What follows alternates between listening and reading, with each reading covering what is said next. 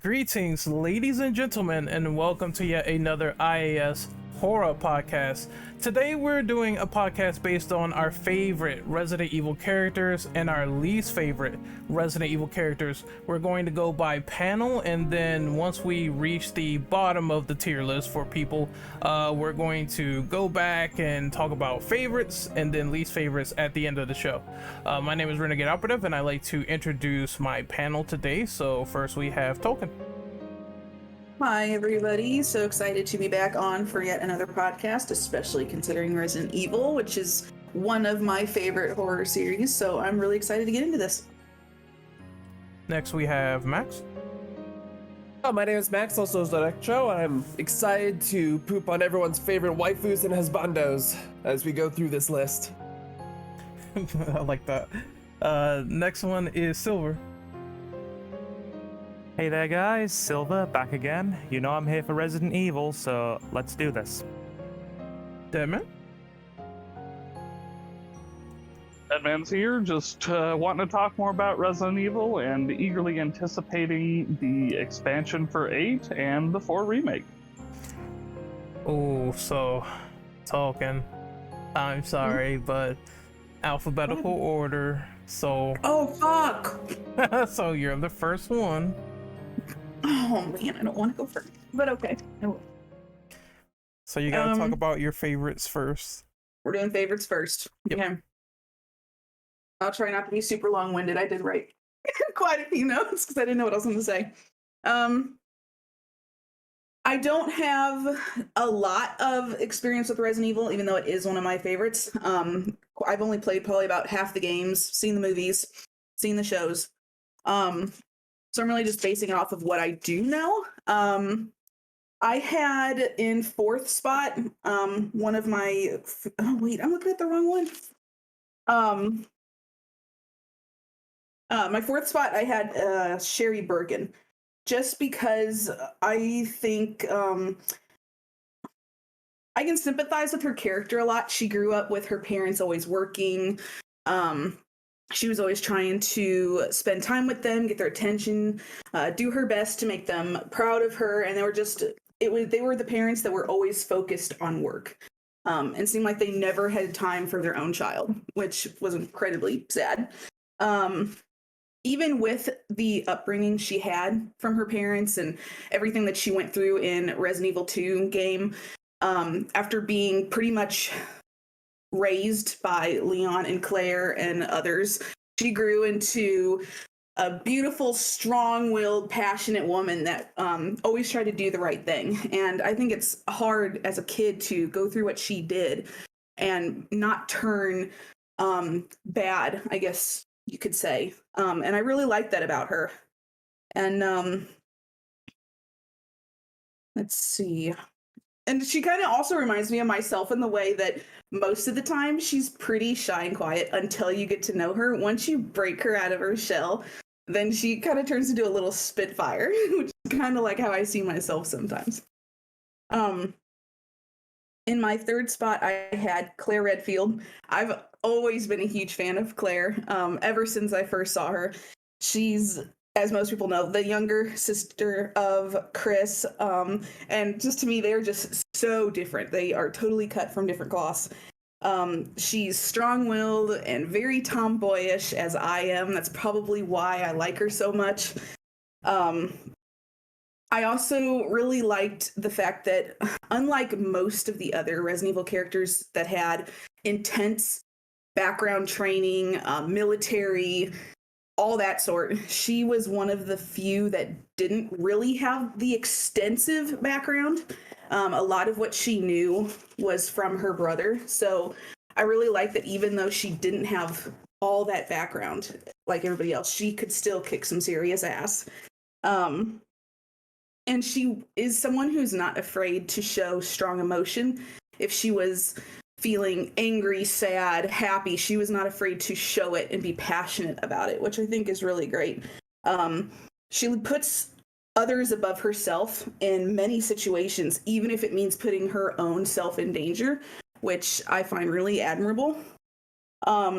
And she has this quirk to quickly have an opinion about somebody soon after meeting them, which I find really interesting. But she tends to be like pretty spot on with who she thinks is trustworthy and not. In second, I put Albert Wesker. Gotta be one of the coolest villains like ever. Like, I'm so sad that they got rid of him the way they did. I think he deserved to stay on longer through the series, or even if they got rid of him, I wish it was in more of like a spectacular fireworks way instead of the way it was done in 5, and it makes me sad that he went out that way. Let's see. He was very smart in basically every bookish way. He knew science, biochemistry, weapons, military. Like, he was brilliant. And he pretty much did whatever was necessary, in his opinion, to get stronger and reach his goal. He was not afraid to strive really high, and he put in the time and dedication to learn and get to where he was. Helped form the STARS unit at the Raccoon City Police Department, headed it for a while, and is really the mastermind behind quite a bit of the happenings on in Resident Evil.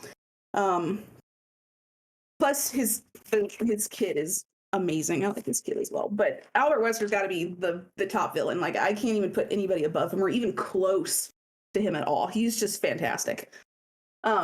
And then, of course, most people are probably going to realize my number one favorite is got to be Leon. I mean, I don't know. It could be anybody different. But really, the reason why Leon is my pick is more so because the first Resident Evil game I played was Resident Evil 4 back on the Wii. And so with it being my first introduction into the series, I really honed in on Leon as a character. Really liked the way he was set up. He's humorous. He's kind. He's humble. He does what he thinks is best for his country, even if it's not necessarily what may be right to a lot of people. Does what he can to help others, even if he doesn't know them. He's always willing to put his life on the line the same way Claire is, even if he just met you, or anything of that sort. Duty above everything, which I really think is great. And then I like I like his weird sense of flirting. He's not like a lot of guys where if a guy sees a girl they're after, they just immediately go for it. But he's more of like the subtle flirty type that's not too like over sexual about everything. And he's just really humorous in everything he does, and his lines. I mean, if they don't have some of these lines in Resident Evil 4 Remake, I'm just going to be super freaking sad, especially the bingo one. That's like my favorite. It's what I remember from first playing this game. And just overall, my favorite character. I don't know if there's going to ever be one that I appreciate more than Leon Kennedy. And that is my 4. All right, so Max, it's your turn, buddy. I feel bad because in the list of popular characters, I don't want to seem a copycat because the first one on my list was going to be Leon as well. So I guess I'll continue that standpoint. What really struck me about him, especially in Resident Evil 2, is how he is just this rookie cop trying to like do his best, trying to help people. And he is just this guy doing like trying to do everything to save as many people as possible. And as much as that may, I don't want to use the term devolve in RE4, because it turns to be more action hero style with like the quips and like the insane things that he does, but it still continues. He's still kind and caring how he treats Ashley, his relationship with Aydah, and trying to like his intentions are pure, and I always really appreciate that. Even in 6, when those intentions and him questioning whether or not there was a point to any of it, and you know how can these bioweapons just keep being made, what is the purpose, like is it even possible to fight, and then him like, I don't know what word I want to use of reigniting that desire of like, no, I will help people until I can no longer do that anymore. I just really appreciate that purity about Leon and his relationship with Aydah and everyone else, and how he really does care about people. And also just the endless how he fights in RE4 and like his sense of humor, I just think is great overall. Next up for, if we have best boy, then we have best girl. For me, I would say that is Jill, on the grounds of she is just the epitome of kick butt action girl, and I absolutely love that from the beginning in RE1, like her sense of humor, but also willing to like fight without even giving a second thought to protect her friends, to protect everyone. In RE3, her trying to escape, but also trying to save the city and get the vaccine to the best of her ability. And even later on, it always struck me as odd how, well, they mentioned this in the Revelations and then in RE5, how she was turned into a bioweapon. Her turning into that, I think, was just really fun, even if it was kind of questionable in some ways because, oh, they gave her a latex suit that makes her ass 3 times the size it normally is. It was still a really fun boss fight, and it was still really interesting to see her relationship with Chris up to that point and then being used against Chris. I think was just really fun and really interesting. And especially in the remake, her level of sass, her level of like, nah, fuck this, we're just gonna go fight, I always just really, really appreciated about her. I think she's just a very fun character. After that, I also want to, there's going to be a lot of repeats today, I guarantee it. For me, the third one, like I said, no particular order, would probably be Claire. I also really like how she doesn't have, going through Leon and Jill's wiki just to be like, okay, do I remember everything that I think I remember? It is really impressive how like Jill has this insane training right before, and she earned her place as the only female member of STARS. And Leon, he did really good at police academy, but then as he worked with the president, he went through this insane training. It's really, I think Resident Evil shines the best when the scale is low and people aren't insanely over the top. And Claire really shines with that. She shines with humanity. She shines with wanting to care about people. Her interaction, as much as we'll talk more about, I always say his name wrong. We'll talk more about Steve later, as much as I hate his guts. How she cares about Steve, how she cares about Sherry, how she cares about everyone, even people like Annette Birkin, who there's a good reason for her to go against because of what she's done. She cares deeply about people. She is, I don't know if you want to say the heart or the Aerith of the team, but that is something I've always just really appreciated about her. And even goes on to Revelations 2, where she cares about Moira and other people, and her interactions with Barry, I think, are just really great. The fourth one I had was also Albert Wesker. I think for me, the biggest thing with him is, in a world of giant monsters, giant animals, zombies, who knows what, and kinds of insanity just down the line, the scariest thing in the room is just a guy in sunglasses walking towards you in a leather trench coat, saying cheesy lines, saying that he only got 7 minutes to play with you. That is the scariest thing, and I absolutely adore that about Wesker. I like the idea of him being this ultimate mastermind that's brilliant at everything, that's hiding behind the scenes, orchestrating every little detail. I think it's really interesting how it's like he's working with Aydah this time, but now he's not. And now he's working with this person, and now he's not. So you never really know what his true intentions are until 5, where it is just an absolute blast fighting against him. He is a wonderful villain to go up against, and his relationship with Chris, I think, is really, really fun. And a little biased for Dead by Daylight, but... And then the last one, this one I'm cheating a little bit. They're kind of a twin, but it's because of very similar reasons. And that is the Merchant from Resident Evil 4 and Hunk just in his entirety. At the end of the day, as much as Resident Evil is a very serious game, is a very meant to be down to earth, even if some of the monsters and things kind of take us out of it, it is in the end a video game. And to me, Hunk and Merchant represent the player once they truly understand the game in its entirety with their skill unleashed. All of Hunk's missions involve him being the Grim Reaper. You finally have the arsenal, the ammunition, and the knowledge just to go through, go ham, and do something that requires an insane amount of skill. And I absolutely love that. I think that's great. It's part of the reason I love the infinite rocket launchers and Tommy guns and all sorts of different things, because it feels like a reward to be told, now go, use your skill. And by the same token, the Merchant, as much as I love his voice and I love his personality, good old capitalism, he also represents that to me, because there's no in-game reason for him to be there. But every time you saw his blue light, it was just recognition of, you're in a video game. Let's have some fun. Use your skills, use your strategy, use your money, and make things work. And I think they're both just in the way that they do interact with people, the few times they do, their personalities are talking. I think they're both really, really fun for that reason of they both personify have a blast. This is a video game. Don't take it too seriously. And yeah, those are my top 5 with a little bit cheating. All right, Silver, it is your turn. What is your list of favorite Resident Evil characters? Okay, we are definitely going to be seeing some repeats here. A lot of repeats, actually, so I'll get those all out of the way, and then I'll go for the one that nobody's picked up just yet. So, I'm going to start with Wesker. Easily the most, not just like the most solid villain in Resident Evil, I would honestly say one of the most solid villains in horror gaming in general. Because you get these kind of villains that are pretty one note, and Wesker isn't like that. He's donned many coats, taken on many personas, many identities over the course of several games, moved from faction to faction, group to group, and has been quietly taking steps towards his own personal goals throughout the series. In Zero, he's kind of aligned with Bergen to a degree before he betrays Umbrella.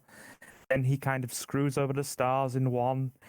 You see him come back to Rockford Island with the Ashfords, or to deal with the Ashfords and kind of tie up some loose ends there for his own means. And he pretty much clashes with Chris on several occasions throughout the series, one of those being at Rockford Island, and his very presence there plays a very large part in Chris's character. Pretty much the fight that they have there, where he slaps Chris around like a beach ball, essentially plays a big part in Chris, going off, getting stronger, becoming a better, more, powerful individual to take on a threat that he knows is out there, especially with what happens to Jill before the events of 5 kicking off. So you've got a character that isn't just sort of doing his own stuff. He's so important to the overarching storyline that his actions play into so many other characters' kind of storylines. Directly affects Jill and Chris, is manipulating things from the background with, in the events of 4, when it comes to trying to get hold of the Master Plaga Parasite, and he's using Aydah for that, and also Krauser. Just all-round good villain. The best villain I honestly think the series has had. I don't think we're going to get anybody to top him. I really, really don't. We haven't so far, and we've had 3 games now since he was written out. We've had a couple of better villains. I mean, better than the series low point, which is 6 in my opinion, but nobody that really surpasses him.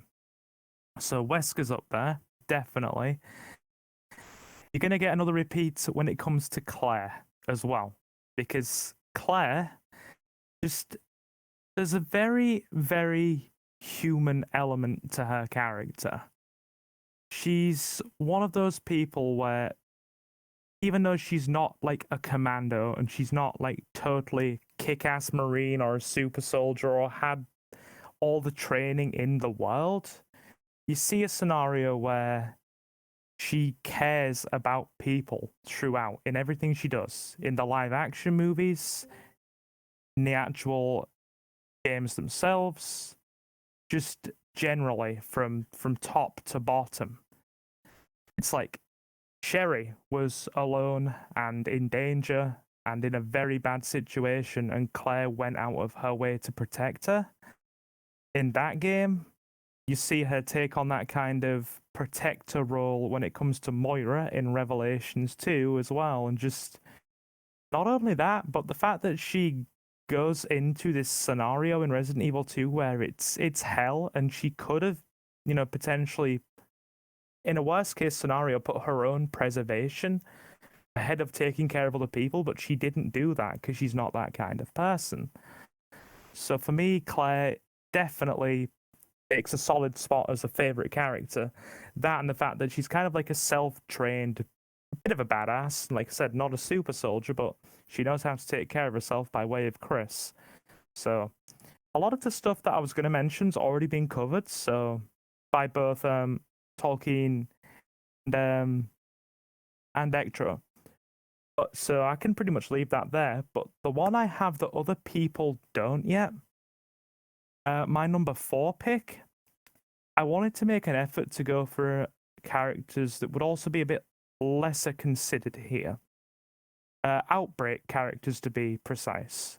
I've got one favorite Outbreak character and one least favorite Outbreak character, and my favorite from the Outbreak series is actually Cindy Lennox. Because another character who kind of fits into the same bracket as Claire, but there's a great deal of gentleness and kindness to Cindy's character, even though she doesn't kind of get the overwhelming development across the series that Claire does. She gets like 2 games, and that's pretty much all we see of her. But if you're in a scenario, right, where you've got horrible murder monsters all around you, you've got things that want to eat you and tear you to shreds and do all kinds of unquestionable, horrible things to you, yet your biggest concern is still taking care of and looking after people and having a really positive outlook and being like the really empathetic and caring member of the team, then more power to you. The fact that it's even referenced in the manual as well, because I'm a bit of an old school OG. I've still got the original PS2 copies kicking around in my gaming room, and I open one of them up, and it makes a key point of Cindy's character that she always tries to keep a really positive outlook. She's kind. She never swears or resorts to bad language and always puts other people before herself. That, and every time you have Cindy on your team in Outbreak as well, bit of a bias from a gameplay perspective as well, just makes things that little bit nicer. Oh, I have the medic with me. It's great. So yeah, Cindy Lennox, gotta be up there. It was this real struggle between her and Kevin Ryman, my favorite 2 Outbreak characters, but I went for Cindy because always a pleasure to have her on the team. So yeah, there is my 4. Thank you. All right, next up is Deadman. Deadman, give your top picks for favorite Resident Evil characters. All right, well, I'm gonna go basic and say Wesker. Nah, I mean, I agree with everything else that everybody has said on the list about Wesker. He is definitely a top tier villain. But I'm also just gonna say he looks damn cool. Like, he's got the black leather on, he's got the sunglasses, and I'm a huge Matrix fan. So basically, his whole look is pulled out of the Matrix, and he's just an ultimate badass.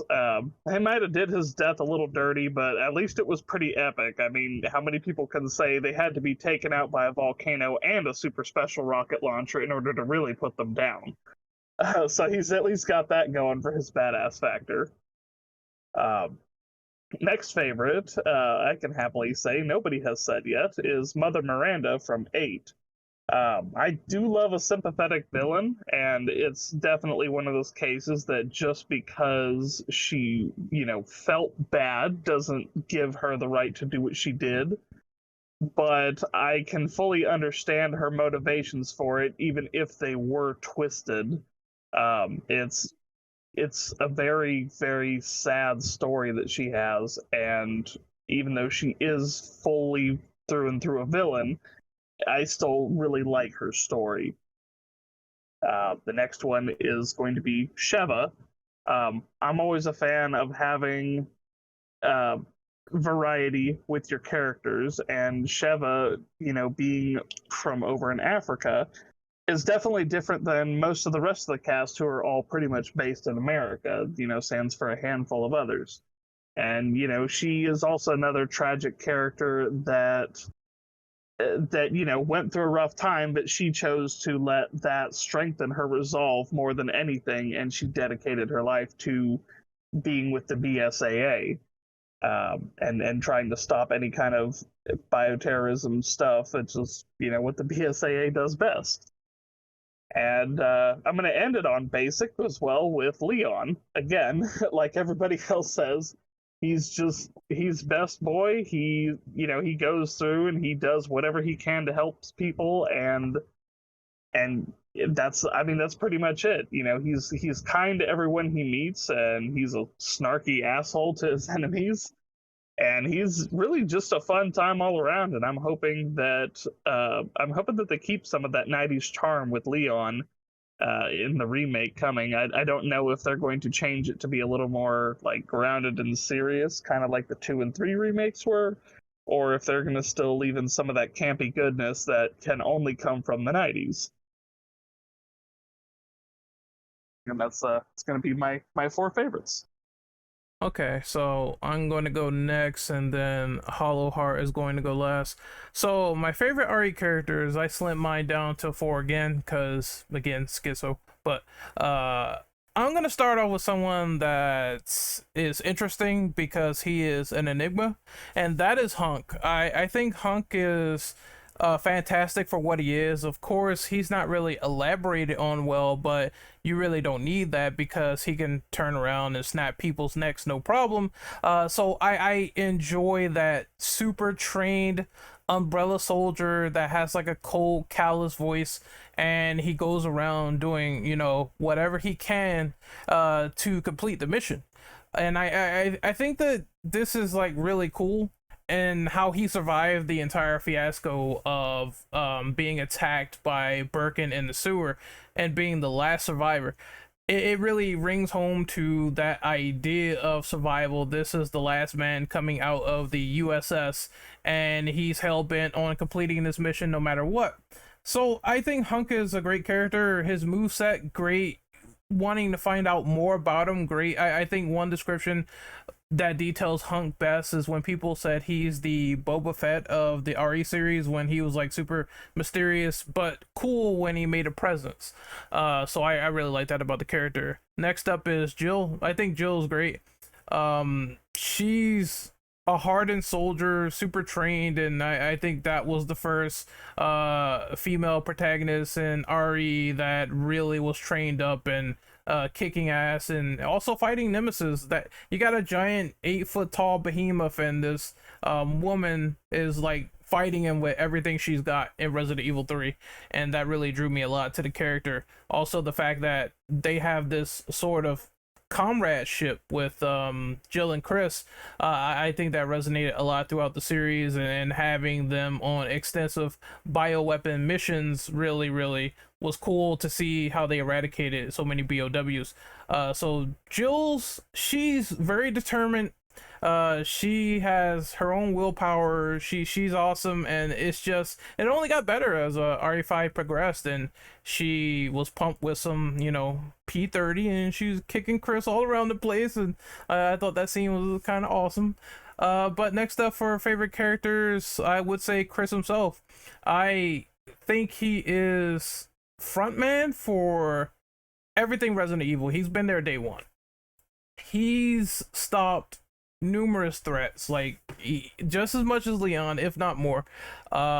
Seeing Chris in action is cool because, like, once again, he was in this whole plight of his team getting murdered, and his entire captain, was the one doing it, and he was trying to uncover this conspiracy. So he's the one that really drove home that we have to stop Umbrella, to stop them immediately before it gets out of hand. And I think that was cool. I think that was how it carried more and more into the series as Umbrella dissolved and they made Tricell, and then Resident Evil 5 happened, where you got a madman threatening a global apocalypse. Who's the best man to stop him? His best man, because Wesker thinks that Chris is his most trained protege when he was with him during his STARS time.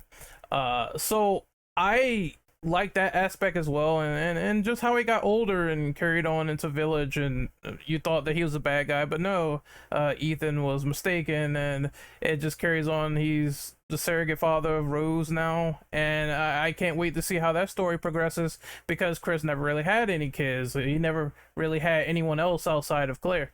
So it's gonna be cool to see him teaching someone else who has BOW powers, their abilities, and how to control things and how to fight for good.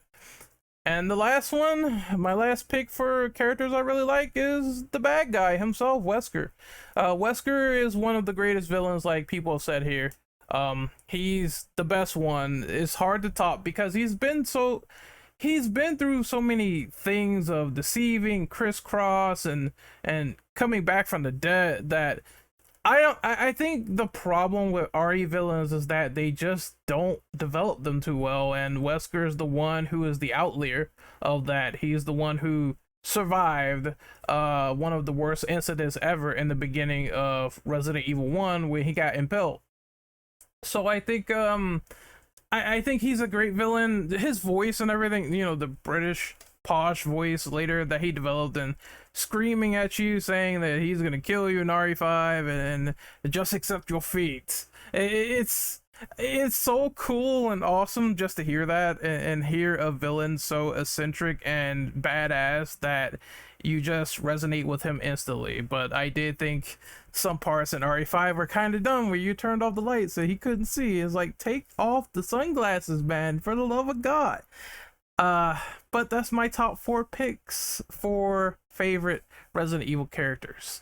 So, Hollow Heart, you are the one who have to pick your favorite 4 or 5 Resident Evil characters. Just pick how many you like, and we'll move on to the next segment.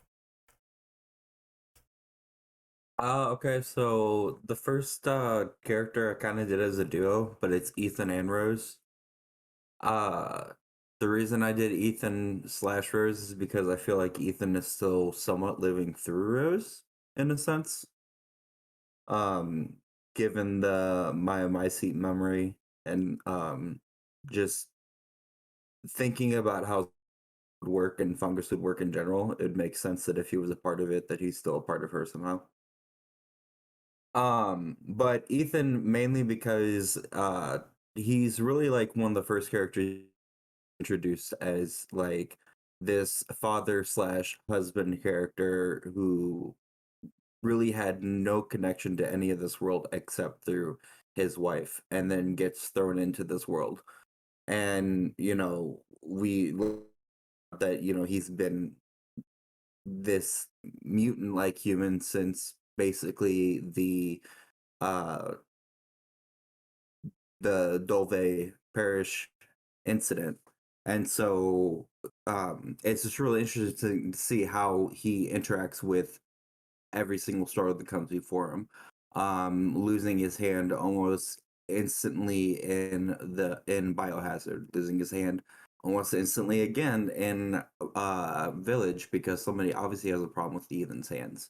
But just the fact that through all of that, Ethan as a character still carries this perseverance, like, you know, outside of the driven character drive of having to finish the game, like the character themselves makes you want to continue. Ethan doesn't really ever give you this urge to want to stop. You just want to keep going. So my second person is mainly just because they're in and I'm really into finished lore and what could be, and that's going to be the Duke. And it's mainly because there's a lot of different theories on what the Duke is, if he's a person, if he's mold, etc. And of course we don't have all the answers, but I like to think that he is some kind of old construct just because of the way that he appears basically at you in different areas of the game where he rolls forward into his spot, and it just kind of feels like maybe he came through some different area, like Heisenberg's factory.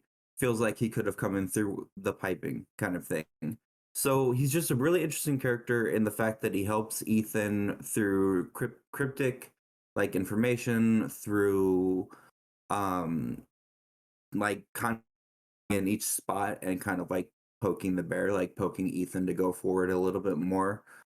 So I'd be see what the motives behind all of that were going into Shadows of Rose.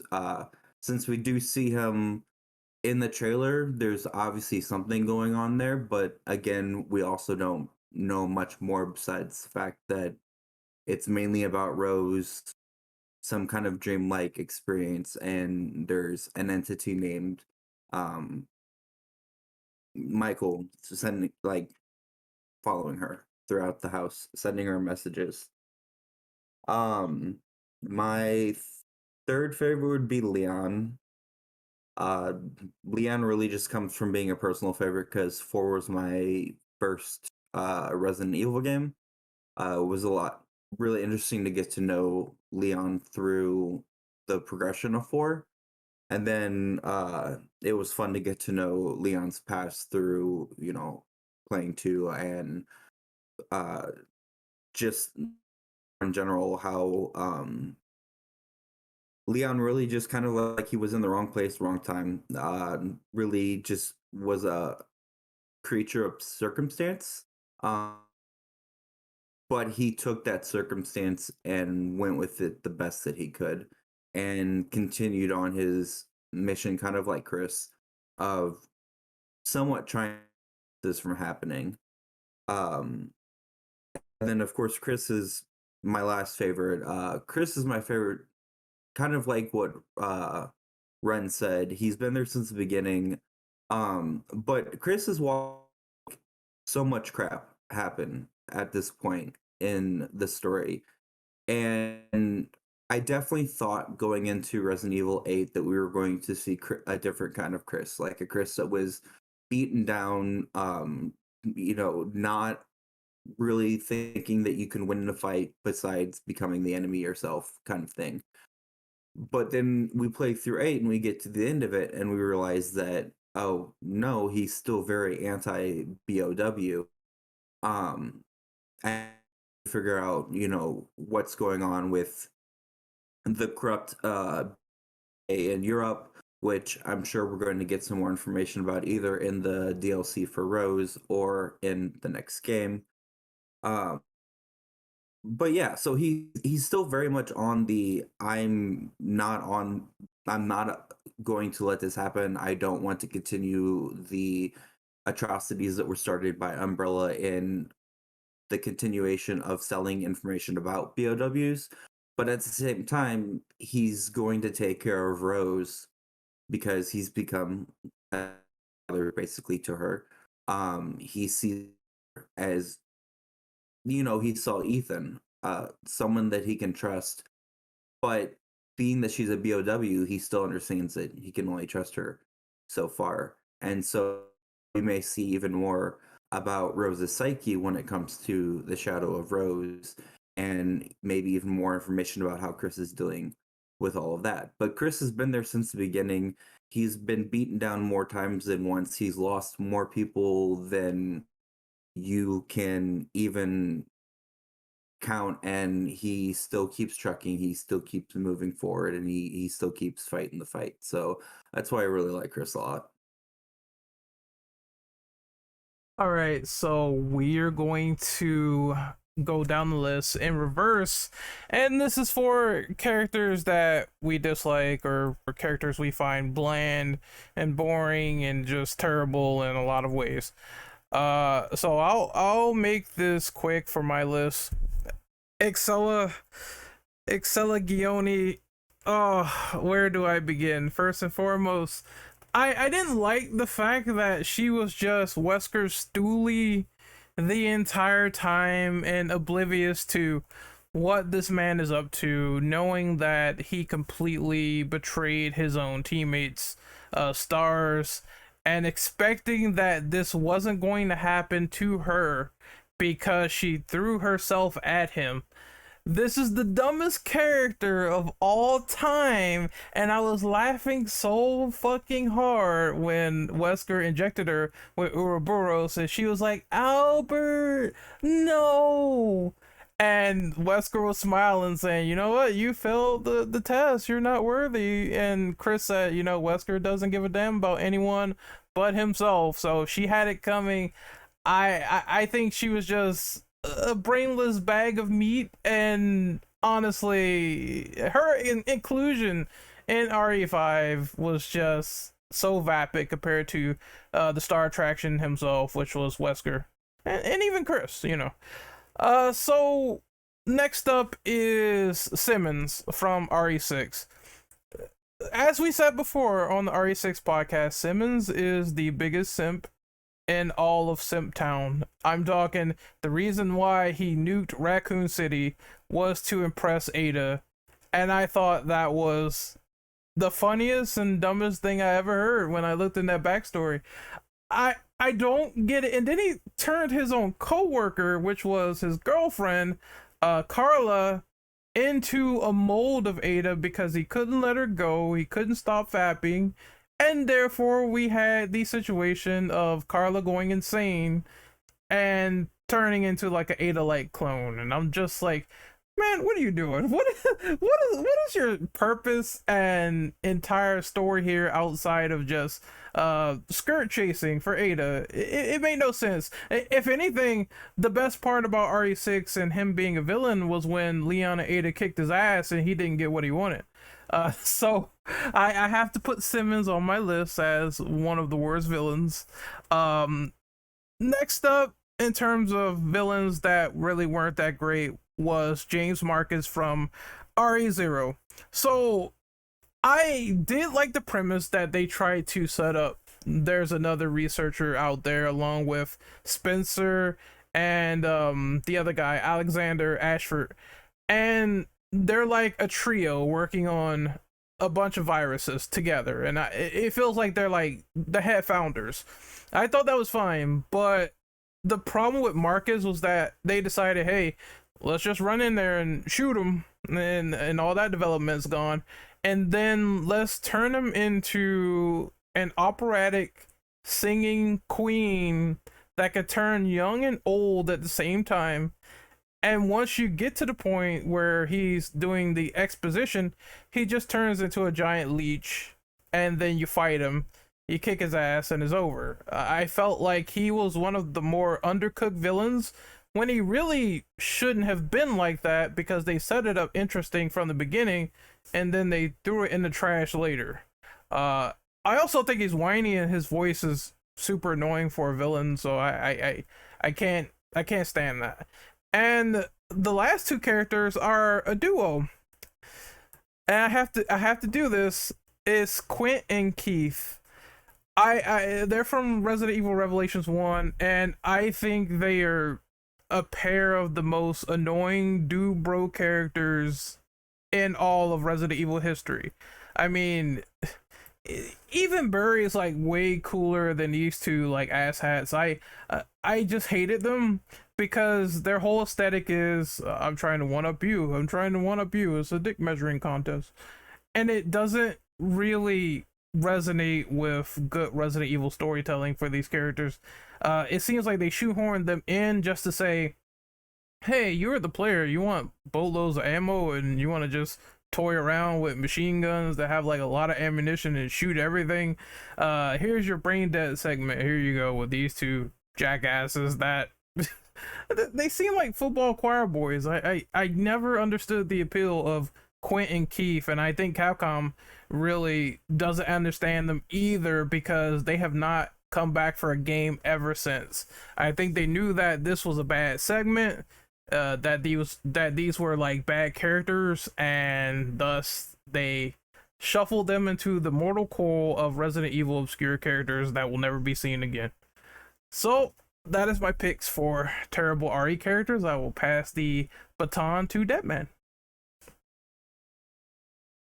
All right, so my first two that I actually have on the list are characters that I really like. I just hate their motivations or the way that they were portrayed, and I'm going to start that off with Jack Baker. And again, I'm going to say I love Jack Baker, but what really rubbed me the wrong way was you hit him with that anti-mold serum, and then he comes back in the DLC because somehow he mutated. And I know that's like peak RE for that to happen, but at the same time, I'm like, could you guys not have thought of anything else but Jack to come back? It was just, to me, it was weird that Joe pulled off the whatever face covering and he's just like, Jack? And I'm like, I saw you turn to a pile of dust. Why are you here? My second pick is going to be, again, a character that I really like, but I don't like some of his motivations, are Heisenberg. Really liked how he was portrayed. I love the back and forth between him and Dimitrescu, but he just, I don't know. I felt like there at the end, he and, oh my god, I'm getting brain rot. Ethan. He and Ethan could have like worked together because their things kind of aligned, but for some reason they didn't. He's just like, nope, got a villain quota to fill, so I'm gonna kick you into this machine pit and just see what happens with that. Then we got Irving. Ren mentioned Excella. Excella annoys me, but Irving annoys me so much more. I don't know what it is. I don't know if it's that stupid Jersey accent or if he just him being like, oh, gonna take this BOW serum and turn into this giant fish thing. I don't know what it is, but he just annoys the absolute hell out of me, and I can't stand him. And every time I go through RE5 and kill him, I feel satisfaction, like, good, he's dead now, he can't bother me again. And the last one isn't so much a character, but the creature is the Regenerators. And I don't really feel like I need to elaborate on that because I don't think anybody likes the Regenerators. That stupid breathing, gasping thing they do still gives me nightmares well over 15 years later. And that's it for me. Oh yeah, you can, if you want to put like for least favorite creatures, you're more inclined to do that. I think I hate them though for different reasons for the Regenerators. But we're gonna move on to Silver and his choices for least favorite RE characters or creatures if he wants to put them.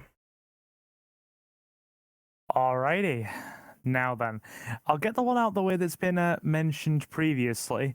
Yeah, Derek Simmons is on my list. Just like, we went from Wesker, who, as the vast majority of us, if not all of us, mentioned at some point, as the most well-developed villain of the whole series, to essentially, I'm part of like this borderline Illuminati-esque family that has big ties to all things across the country, and we have like signet rings with our family insignia on them.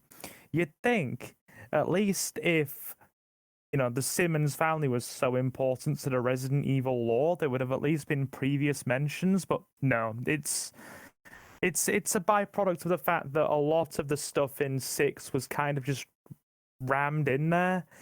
It's an enjoyable game, but a lot of the lore leaves a lot to be desired, really, and I cannot agree more with what Ren honestly said in terms of just Simmons' whole motivation being essentially, Aydah, please touch my pee-pee. I would really, really like you to touch my pee-pee. Thank you.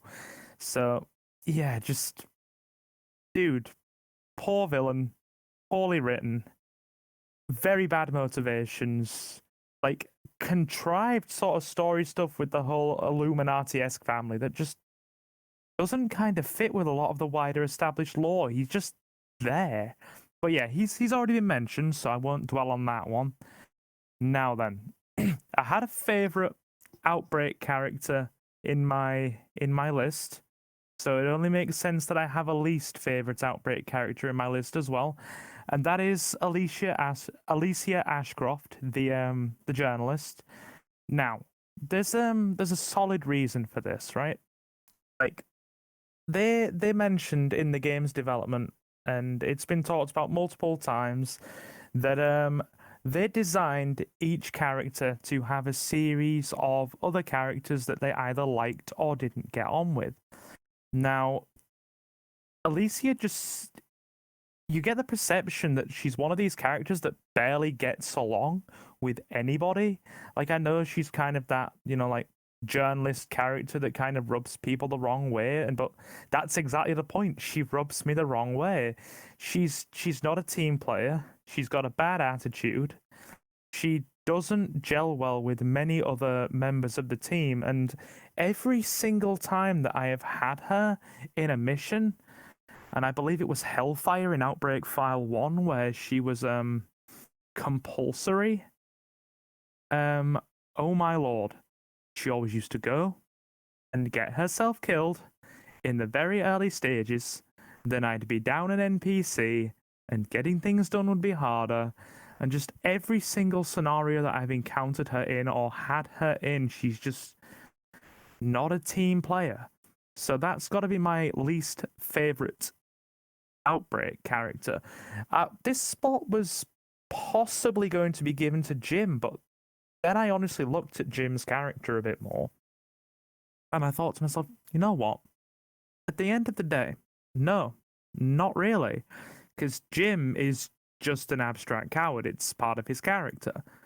And at the end of the day, if you were surrounded by big murder monsters, hunters, lickers, and tyrants that want to just do unspeakable things to you, wouldn't you be a bit of an abstract coward? I mean, I certainly wouldn't be going toe-to-toe with those things. And if there was an option to flop on the floor and play dead like he does, I think that might be a smart option in a couple of different circumstances. So yeah, it's got to be Alicia for my number 2. Number 3 might be a touch controversial, but I went with Helena Harper. Now, I'm going to have to give this a bit of background here, because yes, everything that she did, lying to Leon, essentially manipulating her position of power, all the kind of deceiving that she did behind the scenes was done under duress because of what Simmons put her through by way of holding her sister hostage and pretty much making her act on his behalf. But at the same time, you know, you've kind of sworn an oath to your country. You're in the Secret Service. You are in one of the highest positions in the land. You are protecting the president and all the president's family. Like the concerns regarding looking out for the head of state are very much in your lap. And a lot of her actions played a part in, you know, the deaths of innocent people, the death of a president, the inadvertent deaths of tens of thousands of people. And yeah, it's a very grey one, but I just didn't like how deceptive she was initially, even though it was under duress. And I know people are not necessarily going to agree with me with that one. It came across as self-centered, and would I ever want to be in a position where I have to choose between a family member and a loved one, or a family member or a loved one, or my duty? No, but it's just my take, and I know people are going to disagree with me, but hey. So Helena's my number 3. And then number 4. Oh my god. Anybody who heard my takes on Code Veronica podcast a while back knew this one was coming. Steve Burnside. Now, I have pretty decent character notes in place for each of the characters that I've given so far, but Steve is just condensed down to 3 bullet points that I'm going to elaborate on. Annoyingly cringy, makes stupid decisions, and pointless Claire ship baiting. Like, the dude is just nauseating, just does dumb shit, puts himself in positions where he jeopardizes his own safety, and then puts Claire in danger by trying to, you know, go and then protect him because he's done something stupid. And my opinions on Steve, like, they still stand. That bit where he's in, like, the heat room pretty much melting because he's picked up the Lugers, and it's just like, oh, Steve is suffering. Leave him in there. Leave him in there. Just move on, Claire. Get out of there. I'm sure you could fly a plane if you tried hard enough. So yeah, that's just Like, why? Why is he there? I reckon that if we had a Code Veronica remake, and I know a lot of people want this, right? That we would see some really big changes to Steve's character. It would probably be night and day, because you probably wouldn't be able to have some kind of cringy 17-year-old angsty gun-toting idiot play such a big part like he did back in the 90s. But hey, I could literally rant about Steve for 15-20 minutes, and that's not fair on everybody else. So he is my number 4. Kick him off a cliff and forget he exists. And yeah, next person, please go ahead. The next person would be Max. Max, whose characters that you don't like in Resident Evil? Tell us your picks. Well, for this one, kind of similar to how I talked about Merchant and Hunk, a lot of these are pairs because their stories are intrinsically, like, they're entwined, or for the same reason they both suffer. Speaking of... I almost said the wrong game. Speaking of Code Veronica from before, the first ones I would say are Alexia and Alfred Ashford. In the realm of let's make an antagonist just as confusing, as nonsensical as possible, these ones are just over the top. They make no sense. They are the clone of your great grandparents, since you're trying to revive knowledge that is learned through virology, and you're trying to further improve it so you can avoid someone else having your bloodline, or having the inheritance of your bloodline. This constant back and forth. Oh, it turns out they're twins. Oh, it turns out they're kind of incestuous, kind of not. One of them's really stupid but kind of idolizes the other. It's this endless... I'm trying to think of a better word other than clusterfuck, but to me, it was just an absolute mess trying to sit down and understand, like, why are we doing this? What are the motivations? Oh, we're just trying to add yet another layer of, here's the big bad. Well, there's another big bad out there just as much, if not more so like it. It was weird having Alfred with this, oh, he's mentally unstable because see, I get their names confused now. Because Alexia had to be put into a jar to, essentially to, grow up a little bit. Like, what does he do? Oh, he splits his personality and pretends to be her, and then decides to go ultra-military. And it was just this endless back and forth. And by the end of it, visually, turning into a giant ant queen was cool, but I was just more confused and absolutely infuriated by the end of it. I don't really get their purpose. I don't get why there's secret labs in the Antarctica that mimic other places. They just don't make sense to me as villains or as characters in general.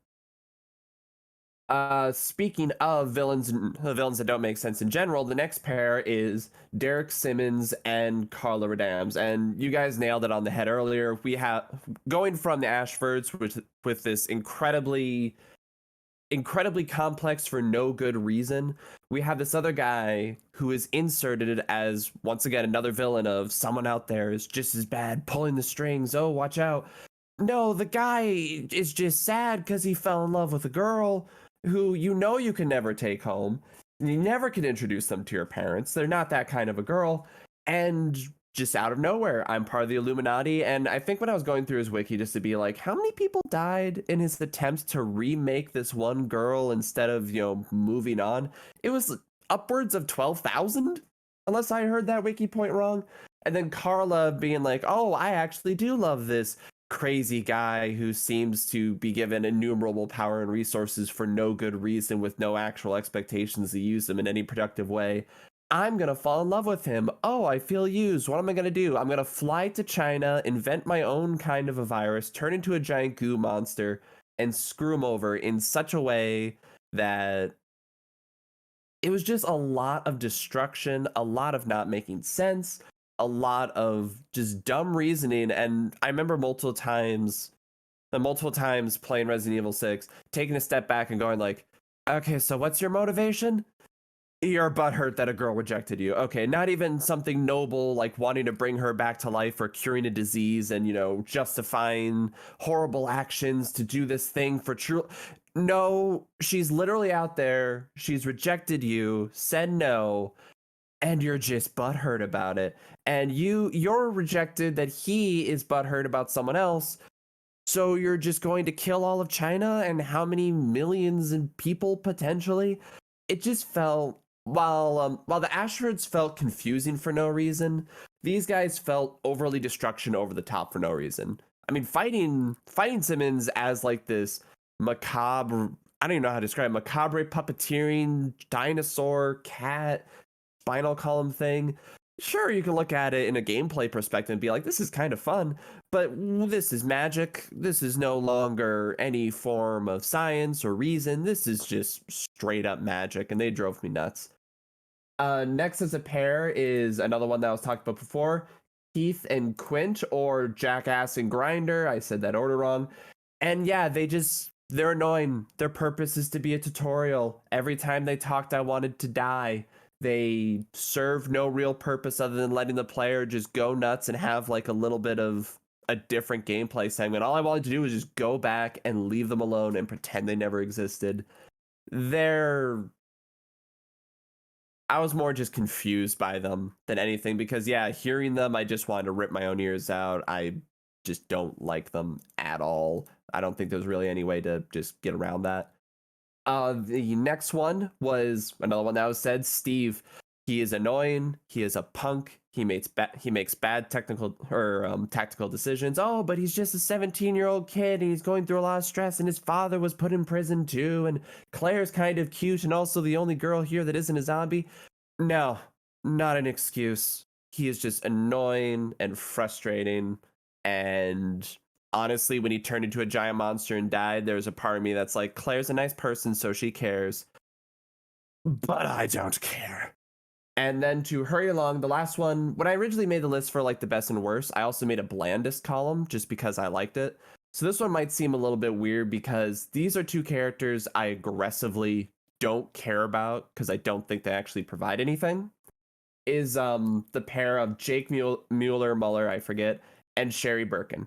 Sherry, from when she was a kid, and her in concept, I think is totally fine. I think she's a great character. I think she grows, and I really appreciate it.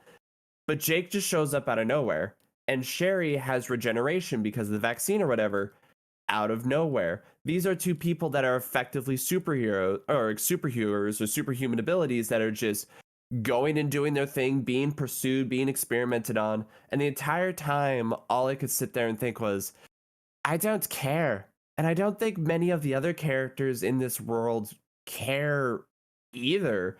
Jake's personality is, I'm a merc with a heart of gold, kind of, not really, no. And then he leaves being a merc with a heart of gold, kind of, not really, I don't know.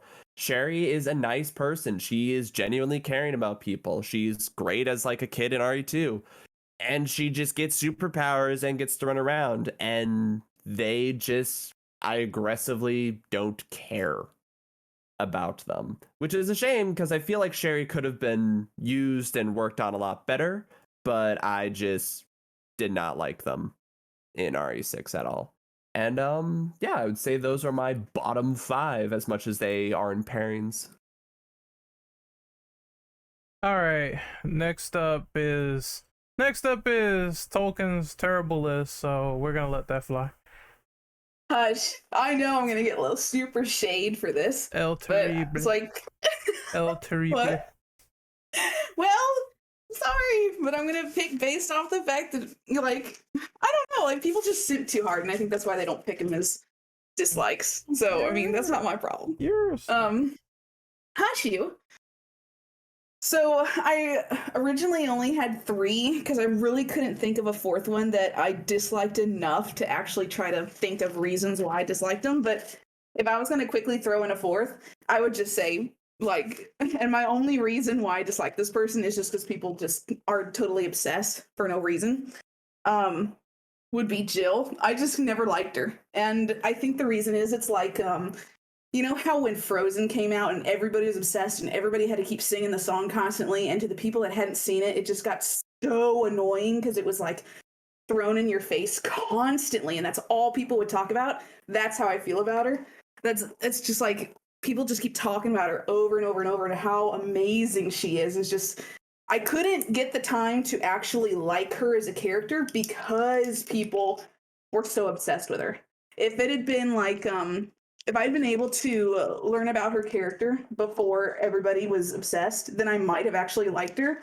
But because everybody's so damn obsessed, I just couldn't get to like her. But I mean, that's pretty much the only reason I didn't really like her that much. But Boo! the ones I went more in depth in, my third was Ashley Graham. Oh my god, she is a train wreck. I sort of like her as a character. She's not super awful, but I think she was written just to be so completely useless. And it seems like the only reason people like her is just because of her looks, because she is absolute garbage in the game. She does nothing to help Leon whatsoever. She was like raised as a preppy, uptight, rich daughter and doesn't know how the real world works. And it's just like, I really hope in the remake they write her a little bit better, or at least to be somewhat useful. It's just, it was annoying to see as a female someone just so completely useless into a video game. It's just, oh my god, it was bad. And I mean, I just found it really funny. We go through the whole game, and she does nothing, contributes nothing, just gets in the way. You have to constantly watch her, put her in the garbage can half the time so she's out of the way. And come towards the end of the game, she has the cojones to try to ask Leon out, and he shoots her down. It's just the funniest thing. I mean, kudos to her for trying. But, I mean, after everything they just went through, I mean, you really think he's gonna say yes? Like, no, probably not, sweetie. Sorry. But, I don't know. Just, I really hope they write her character better, because some of her I really like, but just the way she was written is just so bad. But she could definitely be well liked if they redo it a little bit and make her somewhat normal and helpful and not completely useless. So my second one, which nobody's gonna agree with, is Chris Redfield. Now, I don't mind him. I kind of like him and dislike him for different reasons. When you first meet him in some of the earlier games, he's great, he's amazing, he's kind of like what everybody said earlier. There's so many good things about him, but it just seemed like the more you progress through the games, the worse he gets as a human being. He just starts making some really weird decisions and just like, he should have retired long before 8. Like, some of the things he does is just questionable. He's very cocky. Most of the time it seems like he just does what he wants to. Damn the consequences, which can be good in some aspects, but in some of the decisions he made in some of the games are just so bad. The one I could think of is like in 5, when him and Sheva are having a conversation about Jill, and he just, in his mind, it's just like, if he has a chance to save Jill, he's like, damn the mission and damn the consequences. If I can save my old partner, I'm going to put everything else to the side for her. And I'm just like, what? No, it's not why you're there. It's not for some girl. You're supposed to be working on, your mission. You're not her. And then just by the time you get to like 6, he's like a complete ass, makes a fool of himself in a bar. Piers pretty much has to babysit him constantly. I completely blame him for Piers dying. I mean, it was totally on Chris. And then you get to really weird, questionable calls in 8. Like, I mean, even his own squad was questioning him for some of the things he did with Ethan. And he allows grudges to cloud his judgment a lot. And he takes risks with his partner's lives constantly. It seems like he doesn't mind putting people in the way, as long as he gets to what he's striving to accomplish. Going from dishonorably discharged from the Air Force, and then in one of the movies, I'm not sure which one it is, but he pretty much is really hypocritical in the fact that he kind of mocks Leon's depression, but then funny enough, Chris is doing the same thing, going to a bar and getting drunk constantly and being depressed, but then he's going to go and turn around and mock Leon for the saying. So it's just, he starts off as a really good, likable character, and I did like him when I first played some of the games he was in, but then the farther you go, he just turns totally different. And I'm going to blame the fact that it's just the burden of his job and so many atrocities that he's had to witness. Just, it'll change people. But like, that man. And pretty much my number one, which Ren's gonna automatically know who it is. I cannot stand Aydah Wong. Like, she's just, oh my god. And it's another one of those things where it just seems like everybody's obsessed with her, and just many of the reasons people like her and don't mind everything that she does is because they simp really hard for her. She is an interesting character design. She's kind of like she almost has like no emotions. She's like a robot. She will do anything and everything to fuck somebody over to make sure she gets what she wants, and she has like no regrets about it. It don't matter who it is, what it is. She will lie, cheat, and steal to get whatever she wants accomplished, which I just find really annoying. And I don't know. It's just she uses her body to her advantage, and just it preys on the guys that simp for her, like Leon. She just preys on him and uses them to do with her to get what she wants. She just pretty much, I don't know. And then I saw somebody on Twitter say something really funny about there's so many people that dislike Mia because of some of the decisions she made in her games, and they're like, if you look at them side by side, a lot of the things Mia did is pretty much the same as Aydah, except the reason why people hate Mia and they like Aydah is because they simp for Aydah and not Mia, which I find really funny because it's kind of true. If you look at some of the things they did, Mia lied and did what she had to for her job, and so did Aydah, but everybody just simps on Aydah and thinks she's so wonderful, and that's why they don't villainize her as much as they do Mia. But that's pretty much all I had for that. Aydah's yellow fever. Yellow fever. All right. So as I stop drooling over at yellow fever, shush. I will hand the baton over to Hollow Heart, and you can. Ren's looking up Aydah Wong stuff now. Wait, what? That sounds like Ren. Oh no, I said I was into that yellow fever real quick. Pretty sure we should play screen share chicken right now, is what we're trying to say. I don't think you want to do that, but Yeah. we can move on to Hollow Heart, and you can give your opinion on Resident Evil characters you really didn't like too much. So first, I'm just gonna piggyback off of talking real quick with Aydah. So like I get that she has her own machinations that she's working for, basically working just for herself. But my first introduction to her was Resident Evil 4, and I could not for the life of me but continue to think about Tuxedo Mask every single time you ran into her. Because you'd run into her when something like super big and serious was about to happen, and she'd look at you and be like, "Oh, hey, you got this. My job here is done." And then she just poof, gone, and you're just left there to fight whatever monster is there. So that part like just was really annoying to me.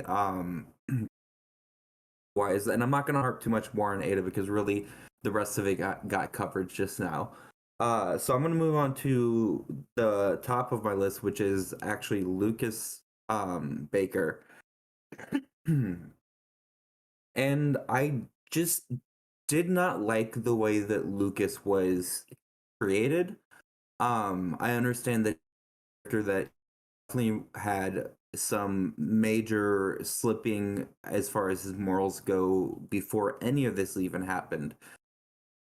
But to me, it's like, yes, the Bakers were still going down that road no matter what once they got infected, but he exaggerated it. Like he sped it up. He did things to trigger and to like make it happen faster for his own desires.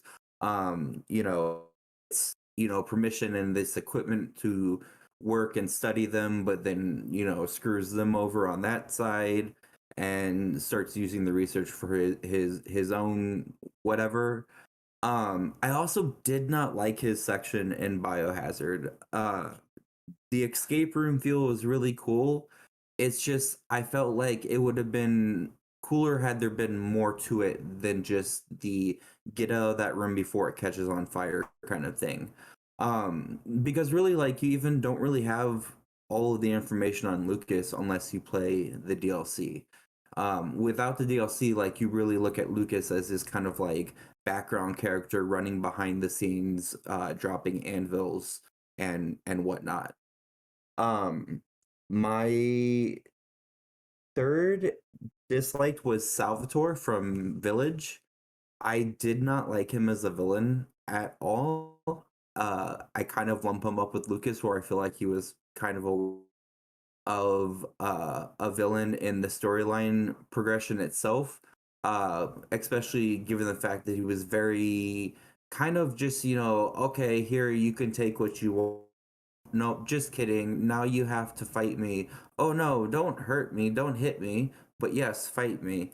And he just like he was, you know, a Mother Miranda simp. Like, you know, everything he did was for Mother Miranda, no matter what. And she never gave him the time of day because he was probably one of her worst experiments. But yeah, so it just his whole drive, his whole motivation just wasn't didn't do it for me. Wasn't. And then finally on my list is actually Mia, and it's not that I dislike Mia so much as Mia has very little purpose to the series except for being a device that ties Ethan into the games. Again, I know she has her own lore and actually really cool, very interesting. But again, just as a character, I feel like down the road she's definitely going to be a character that gets forgotten or just kind of in, you know, lore tales and you know, whatever, gets kind of very much swept up as a background character. She just didn't have a whole lot that, like, for me made her like this oh my gosh character. Um, so yeah, that's my four. I like how everyone in the chat is talking about worst lords, and I'm just like Lady D, Moreau, but we talked about that enough on the Village podcast. So hopefully there's more lores to talk about when Village rolls around inside of Rose's mind with the DLC, and we see what is capable of the Duke. But I guess we're gonna end this podcast because we talked about our favorite characters, least favorite. So I think that was a nice discussion that we're gonna end off on. So we're gonna plug our social media and get out of here. So I'm gonna go first. You can find me on Twitter at rentoperative_. You can find me on YouTube at Renegade Operative, and you can find the podcast account at the Infinite Ammo Syndicate on YouTube. Next up is Tolkien. What is your outros? You can find me on YouTube at Lady Tolkien, and then I'm also on Twitter at Lady Tolkien7. Follow Heart. Hollow Heart. Oops, sorry. Yeah. You can find me at Hollowheart on Twitch and then at Heart Hollow on Twitter. Silver. I'll say it again. Right? Oh. Yeah, I'm outro and Silver. Silver, what is your outro tags that you want to plug? No problem. You can find me on YouTube over at Silver Gaming Network, streaming a lot of Resident Evil with my co-hosts, and just started playing GTA 5. GTA 5 Virgin popping that cherry, so fun experience. And you can also find me on Twitter at the same handle, Silver Gaming Network or Silver Gaming 01. Thank you very much. Max?